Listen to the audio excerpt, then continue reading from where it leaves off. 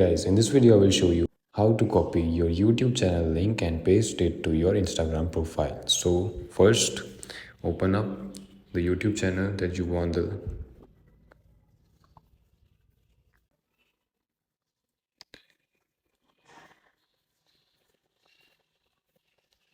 and click on the channel and then click on these three dots on the top right corner where it says share. Click on share and click on copy link. Open your Instagram profile, your profile section, and then click on edit profile button.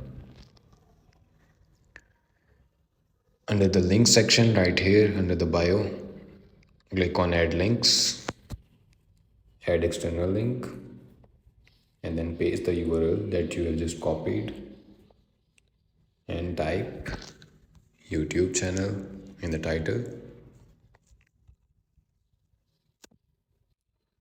Tap on done, and there you go. You have successfully added your YouTube channel to your Instagram account. So that's it.